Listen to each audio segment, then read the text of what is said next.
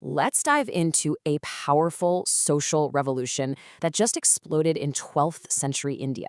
We're talking about a movement that was built on these really radical ideas of equality and dignity. Ideas so potent, they are still challenging us 900 years later. And all of this history, it really boils down to one huge modern-day debate. Is Lingayatism its own unique religion, or is it a part of Hinduism? Well, to even begin to answer that, we have to go back to the world that sparked the rebellion in the first place. You know, to really get what a revolution is all about, you first have to understand what it was fighting against. And in 12th century Karnataka, the fight was against a system of just crushing inequality. Imagine a social ladder, right? But it's one you can never, ever climb. Society was locked into this rigid hierarchy. At the tippy top, you had the Brahmins, the priests and scholars. Then came the Kshatriyas, the Vaishyas, and then the Shudras, who were the vast majority of people doing all the labor. And way down at the very bottom, completely outside the system, were the Panchamas, the so-called untouchables. According to the source, this whole structure was a product of migrant Vedic traditions. And the rules that held this whole thing together, they were absolutely brutal. All knowledge of sacred texts was for Brahmins only. The majority, the Shudras and all women, had no right to own property. And the punishments for stepping out of line were horrifying. If a Shudra just heard a sacred text being recited, molten lead was poured into their ears. If they dared to speak it, their tongue was cut off. It's just unimaginable. But into this incredibly oppressive world, someone was born who wasn't just going to question the system, he was going to ignite a revolution to tear it all down. And his name was Basavanna. So here's the thing. Basavanna was born at the very top of that ladder, into a privileged Brahmin family. This gave him a front row seat to how the system really worked, and he was just horrified by the injustice and the hypocrisy he saw every single day. The moment everything changed came during his Upanayana. That's the sacred thread ceremony that would officially mark him as a Brahmin. But he stopped it. He asked this incredibly simple but profound question. My sister is your daughter too. Why is this ceremony forbidden for her? He basically said, a ritual that discriminates between your own kids, I reject it. And with that, he threw off the thread and left home, searching for real truth. And from that one act of defiance, this incredible new philosophy started to take shape. It was a whole new vision for society, and it rested on 4 revolutionary pillars that went against everything the old world stood for. Okay, pillar number 1, Atmuddhara, or self-realization. A big word, but a simple, powerful idea. Forget searching for God in some distant temple, which, remember, was off-limits to most people anyway. Basavanna said the divine is right here, inside every single one of us. You don't need a priest. You just have to look inward. Pillar number 2, Sama Samaja. This was a real game changer. An equal society. For the 12th century, this was an unbelievably radical idea. The complete and total abolition of all hierarchies.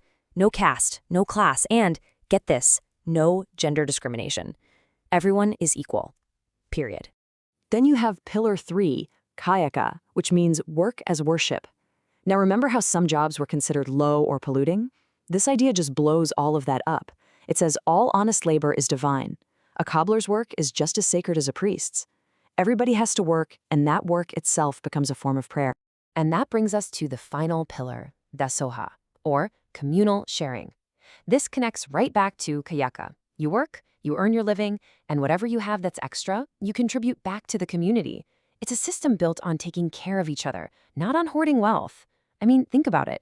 It's a social safety net, cooked up 900 years ago. Incredible. So you can imagine, these 4 ideas were like a magnet. They created a vision so powerful that people from all walks of life flocked to it.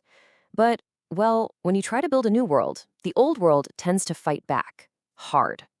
Basavanna created something called the Anubhava Mantapa, or the Hall of Experience. And get this, the source calls it the world's first spiritual parliament.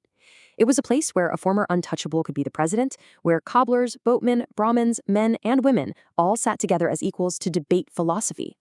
And how they shared this wisdom was just as revolutionary. They ditched the complicated, exclusive Sanskrit that only the elite understood. Instead, they spoke and wrote in simple, everyday Kannada, the language of the people. They created these beautiful, profound poems called vachanas, which made spiritual ideas accessible to absolutely everyone for the very first time. But of course, this kind of radical equality was a huge threat to the people in power. Around 1168 AD, the establishment struck back with a violent crackdown known as the Kalyana Kranti. Followers were massacred, their precious vachanas were burned. The struggle continued for centuries. Then, in the 16th century, we see the first appearance of the term Virashaiva in texts. And much later, in 1871, the British census actually recognized Lingayatism as its own separate religion. The violence eventually died down, but the fight wasn't over. Not by a long shot. It just changed shape, turning into this centuries-long battle over what Basavanna's revolution even meant. So, what's at the heart of the debate today? Well, according to our source, it really boils down to a few key differences. Lingayatism, which sees Basavanna as its founder, completely rejects the Vedas and the caste system. On the other hand, the Virashaiva tradition is described as a pre-existing sect that later brought back some of those Vedic ideas and hierarchies. And another big one, the original movement rejected idol worship in temples, focusing only on the Ishtalinga, a personal symbol of the divine you carry with you. And here's where it gets really interesting. The source argues that to weaken this movement, there was this long effort to change the story of Basavanna himself. The real historical human being who fought for social justice was slowly turned into this divine, mythological figure in later texts. It makes his revolution seem like some kind of preordained miracle, not something that regular humans could actually achieve themselves. For centuries, it seems like this original radical philosophy might just fade away. But then, in the 20th century, a scholar named Phq Halakati went on this incredible rescue mission. He traveled all over from village to village and collected over 130 original manuscripts of the vachanas, basically saving the authentic words of the revolution from being lost to history. And that brings us right back to where we started, a 900-year-old faith born from this incredible protest for equality that is still in the middle of a modern struggle to define its own identity. It really makes you think, doesn't it? What does it actually take for a revolution's original, radical ideals to survive through centuries of history?